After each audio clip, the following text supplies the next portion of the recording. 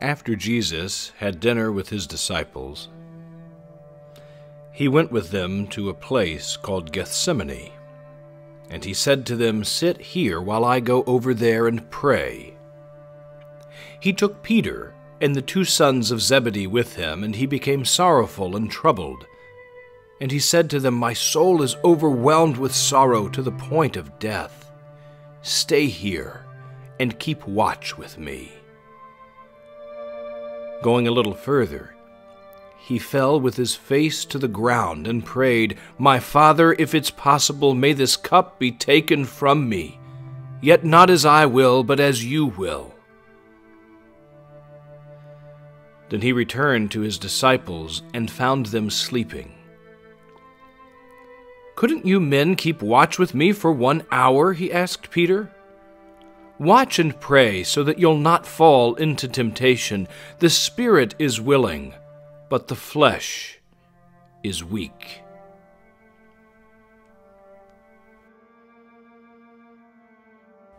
As he was speaking, Judas, one of the 12, appeared. With him was a crowd armed with swords and clubs, sent from the chief priests, the teachers of the law, and the elders. The betrayer had arranged a signal with them. "The one I kiss is the man. Arrest him and lead him away under guard." Going directly to Jesus, Judas said, "Rabbi," and kissed him. And then the men seized Jesus and arrested him.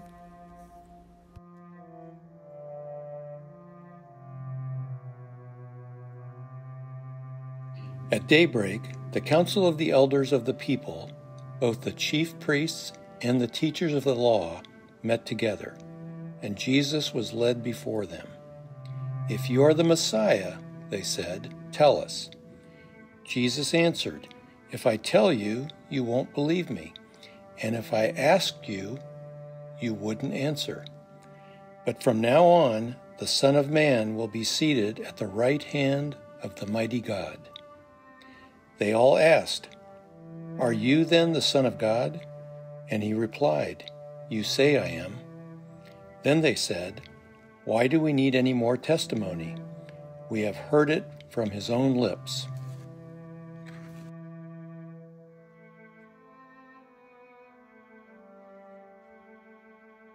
Peter was sitting out in the courtyard, and a servant girl came to him.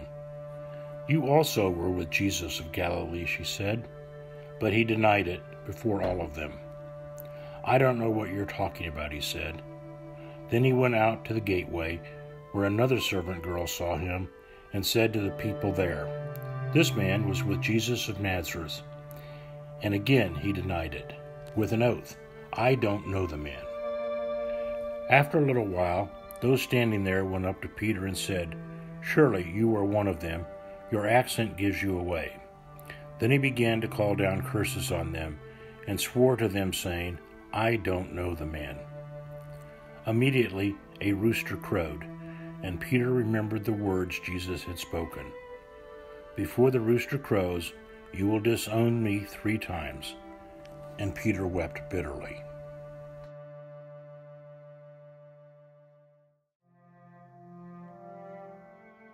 The chief priests accused him of many things. So again, Pilate asked Jesus, "Aren't you going to answer? Don't you see how many things they've accused you of?" But Jesus made no reply, and Pilate was amazed. Now it was the custom at the Passover festival to release a prisoner whom the people requested. A man called Barabbas, who had committed murder in the uprising, was in prison with the insurrectionists.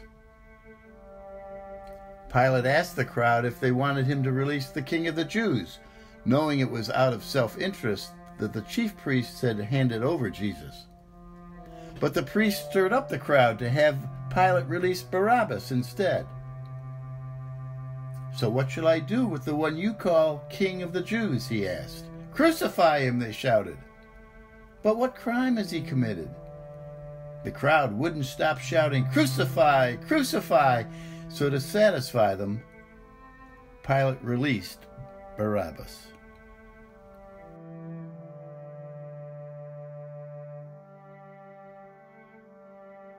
Pilate sent Jesus to be flogged. The soldiers twisted together a crown of thorns and put it on his head. They clothed him in a purple robe and went up to him again and again, saying, "Hail, King of the Jews!" They slapped him in the face and spit on him. Pilate tried again to set him free, but the leaders kept shouting, "If you let this man go, you are no friend of Caesar." So Pilate brought Jesus out and sat him on the judge's seat. "Here is your king," he said to the Jews. But they shouted, "Take him away, crucify him," and yelled, "We have no king but Caesar." So Pilate handed him over to be crucified and washed his hands of the ordeal.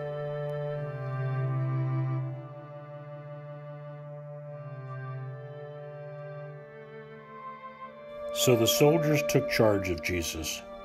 Carrying his own cross, he went out to the place of the skull, which in Aramaic is called Golgotha.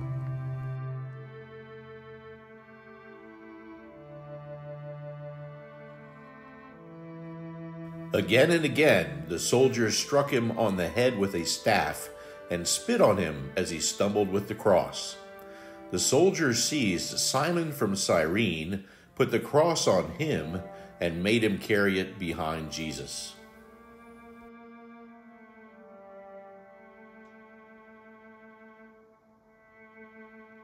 A large number of people followed Jesus, including women who mourned and wailed for him. Jesus turned and said, "Daughters of Jerusalem, do not weep for me.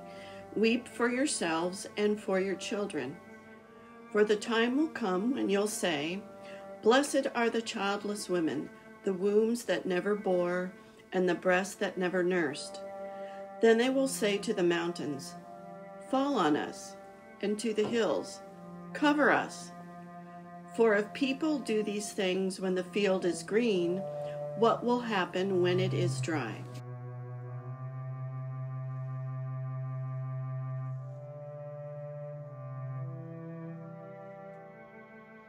When they came to the place of the skull, they crucified him, along with criminals. And Jesus said, "Father, forgive them, for they do not know what they are doing." The soldiers divided his clothes by casting lots. And the people watching, even the rulers, sneered and said, "He saved others. Let him save himself if he's God's Messiah." The soldiers mocked him and offered wine vinegar. And a sign above read, "This is the King of the Jews." One of the criminals who hung beside Jesus hurled insults at him. But the other criminal rebuked him. "Don't you fear God, since you're under the same sentence? We are punished justly, for we are getting what our deeds deserve, but this man has done nothing wrong." Then he said, "Jesus, remember me when you come into your kingdom." And Jesus answered, "Truly I tell you, today you will be with me in paradise."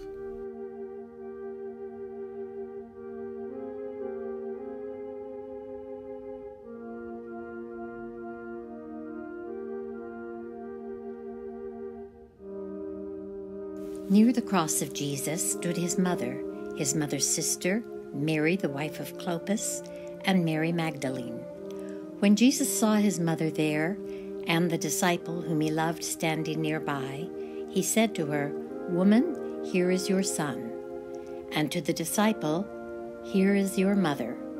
From that time on, this disciple took her in his home.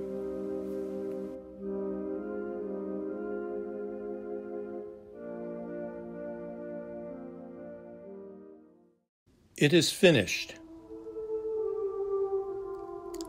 And with that, he bowed his head and gave up his spirit.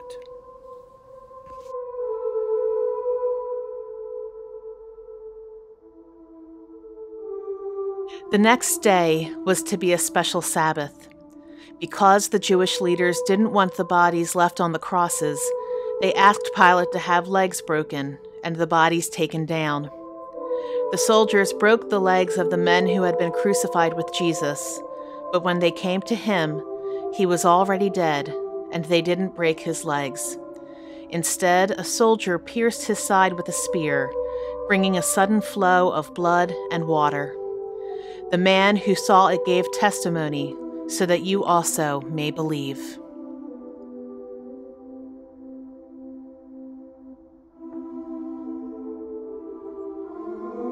Later, Joseph of Arimathea asked Pilate for the body of Jesus.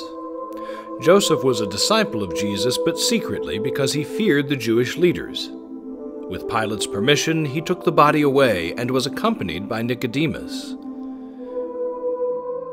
He brought a mixture of myrrh and aloes.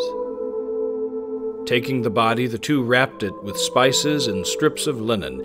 This was in accordance with Jewish burial customs. Near the place where he was crucified there was a garden, and in it a new tomb in which no one had ever been laid. They laid Jesus there.